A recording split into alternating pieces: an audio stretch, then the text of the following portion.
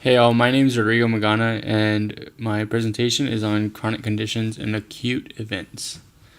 First, we're going to start by watching this video. Difference between acute stress and chronic stress. The difference between acute stress and chronic stress is one of severity and time. Acute stress is short-lived and may not have very severe effects on you.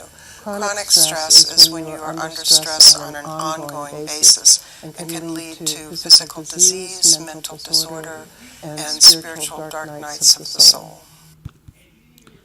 So, as the video stated, chronic conditions are the aspects of life of the environment that are relatively stable and enduring, and they last a long time. Acute events have a relatively clear onset and the possibility of an endpoint, so they're short-lived. Some examples of chronic conditions are the quality of neighborhoods, the amount of money earned by the couple, social network quality between the couple and by themselves, and these can change over time, but for the most part, they tend to be pretty stable. For acute conditions, these can be such as car accidents or sudden illnesses for the partners, and these have a relatively clear onset and the possibility of an endpoint. And then there are some that happen more infrequently but leave a lasting impact, such as an example of a loss of a child. Chronic conditions and acute events working together. So acute events can lead to a chronic condition, such as a car accident leading to a permanent disability where the partners have to take care of the other partner and take them to medical visits and making sure they get the proper care. Chronic conditions can lead to acute events as well, such as living somewhere for a long time and then all of a sudden one of the partners gets a new job and therefore they have to move out of state, out of the city where they have been for such a long time.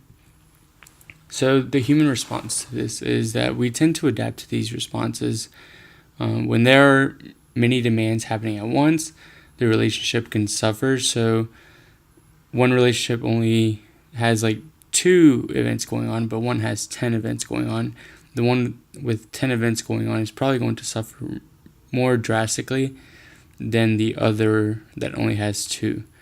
People react more severely to acute stressors than the ongoing problems, so people will try to resolve the acute stressors as opposed to trying to resolve the chronic ones because they know it's going to last a long time. Lucas, Clare, George Ellis, and Diener in 2003, they showed that acute events predicted changes in life satisfaction, such as getting happier with a marriage or sad when widowed or a partner dies, but over time they adapted and life satisfaction returned to where it was before. In Rubin Hill's ABCX model of family stress, chronic and acute aspects of stress may also interact to affect relationships. So they believe that the presence of absence of resources, which is a chronic condition such as money, should shape the way families respond to acute events. So examples of this is a wealthy family is not as stressed. They have adequate resources to overcome a car accident so they can get their car fixed and have a rental car through insurance, but a less financially stable couple may not have flexible hours to get their car fixed if they could even afford those repairs, and that could be a major stressor requiring large adaptation from both parties. And that is pretty much it for my presentation.